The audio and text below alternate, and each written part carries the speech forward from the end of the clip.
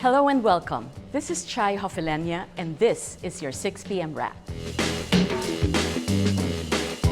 The latest Pulse Asia survey shows Senator Grace Poe is still the top choice of voters to be president, while Davao City Mayor Rudy Duterte overtakes Vice President Jejomar Binay to come in at second place. The survey commissioned by TV network ABS-CBN shows Poe at 28% compared to Duterte's 24%, both improved from last month. Vice President Jejomar Binay and Administration Standard Bearer Mar Rojas are tied at 21 and 20% respectively. Binay drops a few points while Rojas moves 1 point up. Senator Miriam Santiago is still at 3%.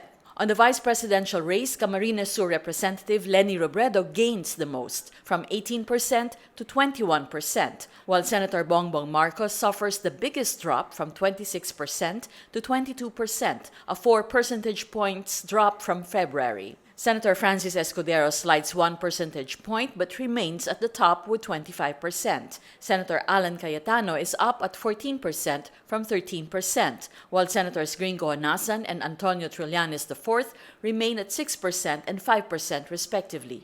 The bank manager at the center of the $100 million Bangladesh bank heist refuses to respond to questions during a Philippine Senate probe Tuesday. Rizal Commercial Banking Corporation bank manager Maya De Guito invokes her right to self-incrimination, adding she will only divulge what she knows about the transfer of the stolen funds in an executive session. Bangladesh officials say hackers stole $81 million on February 5 and transferred it to RCBC accounts in the Philippines.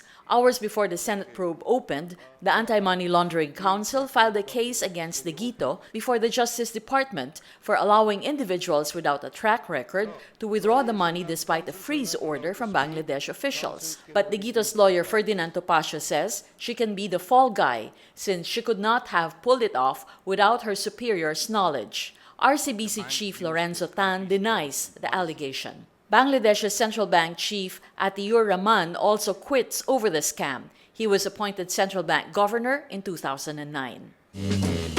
Presidential candidate Rudy Duterte calls on his supporters to respect other people's views after some netizens threatened the student who asked him a question during a forum. Remember that this is a democracy. The rule is, I may disagree with you, but I will defend your right to say it. That's the golden rule for everybody here. Duterte adds he didn't feel offended by the students' demand for a direct answer. No, I was once a student, ganun talaga estudyante. So may mga We do panawagan. not expect them to be all people, no, prim and proper. Those are the ways of youth, and I can understand. His running mate Senator Alan Cayetano claims some supporters online may actually be fake, trying to ruin Duterte's campaign.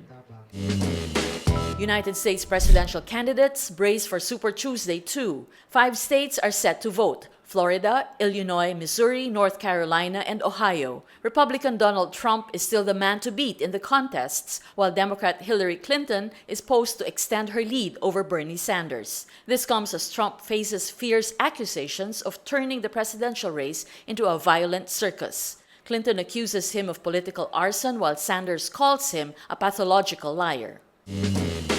Is there life on Mars? 2 robotic spacecraft begin a 7-month journey to Mars in a joint mission between Europe and Russia. ExoMars 2016 is the first part of a 2-phase project to analyze methane, a possible indicator of life. Project scientist Jorge Vago says the ExoMars Trace Gas Orbiter, or TGO, is like a big nose in space, taking photos and analyzing its air. TGO will also provide a better map of water on Mars to understand how Earth might cope during increased drought. A Mars rover is set for the 2nd phase in 2018, but scientists say it might be delayed because of financial concerns. There's growing evidence the planet once had as much, if not more, water than Earth. That's your 6 p.m. wrap. Watch our updates daily at 12 noon and 6 p.m.